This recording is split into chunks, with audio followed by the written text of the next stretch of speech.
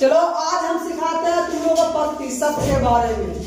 प्रतिशत के बारे में कैसे कैसे बनेगा, उसको कौन सा फॉर्मूला इस्तेमाल होगा, वो फॉर्मूला को इस्तेमाल करके मैथ बनाएंगे। ठीक है, देखो प्रतिशत क्या है। पाठ की प्रमुख बातें, ये प्रमुख बातें हैं, कौन कौन बताते हैं।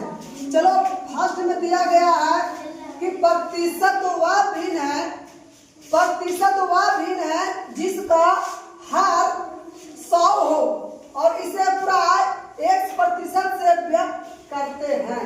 हर में क्या होता है, अंश हर पड़ी हो, अंश हर, तो ये 100 रहेगा, हर समय क्या रहेगा, 100 रहेगा।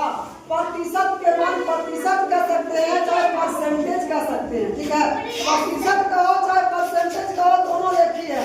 तो प्रतिशत के मान हर जगह 100 रहेगा, तो उसी में प्राय 1% से व्यक्त करते हैं। जैसे में समझाया गया है कि 17% या 17%।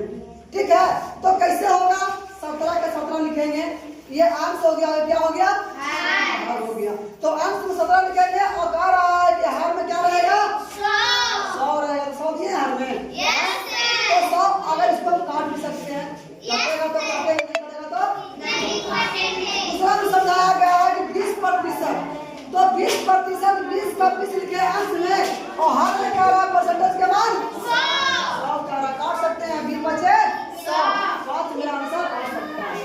ठीक है, दूसरा नंबर पे चलते हैं।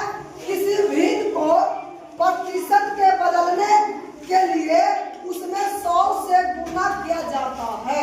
कहने का मतलब है किसी भिन्न को प्रतिशत में बदलने के लिए, प्रतिशत में लाने के लिए 100 से गुना किया जाता है।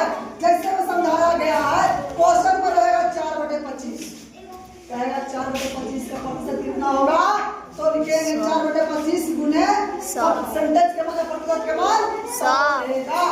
समझे, उसके बाद काट भी सकते हैं, कैसे कटेगा, काटते हैं 25 चौका 100 और 4 चौका 16, आंसर आ जाएगा। तीसरा में क्या कहता है, किसी प्रतिशत को भिन्न में बदलने के लिए उसे 100 से भाग दिया जाता है। किसी प्रतिशत को भिन्न में बदलने के लिए उसे 100 से भाग दिया जाता है। जैसे में समझाया गया है 15% का क्वेश्चन रहेगा कि 15% का मान ज्ञात करें, तो कैसे निकालेंगे, 15 लिखेंगे ऊपर अंश में और परसेंटेज के मान 100 हो जाएगा, तो काटेंगे 5 × 15 और 20 × 100, 5 अंदर खत्म हो गया, बच गया 3/20 मेरा क्या हो जाएगा, आंसर हो जाएगा। ये 3 को प्रमुख बातें हो गया। अब सूत्र चलते हैं, ये प्रतिशत का सूत्र चलते हैं, जो मेन फॉर्मूला प्रमुख बातें बताए, आई फॉर्मूला में चलते हैं। पहला में दिया गया है कि x का y% बराबर xy/100 होता है। फॉर्मूला है x का y% बराबर, फॉर्मूला होता है xy/100। तो जैसे में समझाया गया, बनाकर में समझाया गया है, कैसे समझेगा, तो 400 का 75%, 400 का 75%, 400 को 400 लिखेंगे और काम में होता है क्या, गुना, अब 75 लिखेंगे और बटे परसेंटेज के मान 100 हो जाएगा। काटे इसको, डबल 0 खत्म हो गया, अब 75 को 4 से गुना करो, 300 आ जाएगा, आंसर हो जाएगा। समझ रहा है, ये डबल 0 खत्म, बचा 4 और 50, 75 तो 300, ये क्या हो जाएगा, आंसर हो जाएगा। दूसरा में कह रहा है xy के प्रतिशत के रूप में x/y गुने 100, x/y गुने 100। जैसे समझाया गया 30 20 का कितना प्रतिशत है, 30 और 20 का कितना प्रतिशत है, तो लिखेंगे 30/20 और प्रतिशत के मान क्या हो जाएगा, 100 हो जाएगा। तो काटते हैं 20 बचे 5 बार में और 30 बचे 150 हो जाएगा।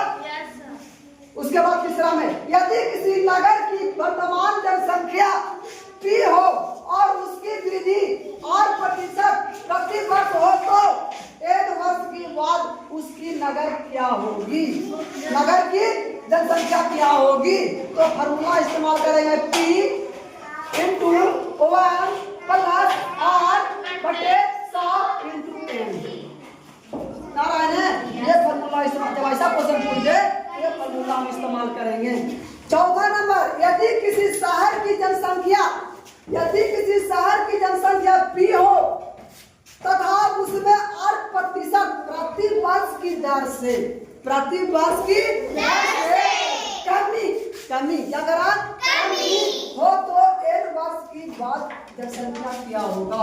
उसमें वृद्धि हो रहा था, इसमें कमी हो रहा था। वृद्धि में क्या होता है?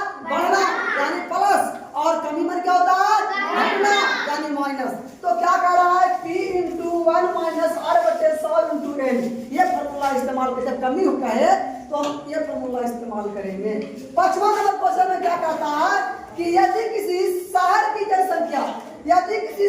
जनसंख्या P हो तथा उसमें 3 वर्ष बाद क्रमशः R1% R2% तथा R3% वर्ष वृद्धि हो तो 3 वर्ष के बाद जनसंख्या क्या होगा।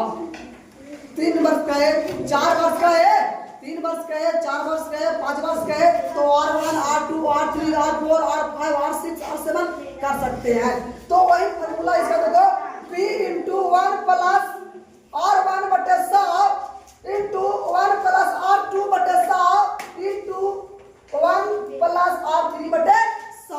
अगर और बढ़ाया जाए तो 1 प्लस R4/100, और बढ़ाया जाए तो 1 प्लस R5/100 बढ़ा सकते हैं। समझ में आ गया?